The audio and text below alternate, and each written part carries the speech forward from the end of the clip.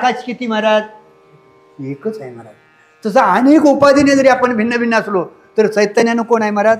एकच आहे. बरं, उपाधीने तरी भिन्न आहोत का? हो, माऊलीने चांगदेवाला इथनं देखील उडवला महाराज. कारण का आबा, पंचीकरण पंचमहाभूताचं पंचीकरण म्हणजे सगळ्यांचे देह आहेत ना. मग तुमच्या देहात जे पंचमहाभूताचं कार्य आहे, माझ्या देहात नाही. पंचीकरण पंचमहाभूताचं म्हणजे हे जड पदार्थ सगळे आहेत महाराज. म्हणजे सगळे पदार्थ जे आहेत ते पंचीकरण पंचमहाभूताचं कार्य आहे महाराज.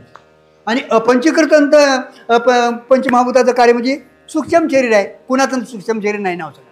म्हणजे सर्वांचं देहसंबंधानं एकच तत्व आहे, सूक्ष्म शरीरानं एकच तत्व आहे, आणि चैतन्यानंतर आपण एकच आहोत महाराज.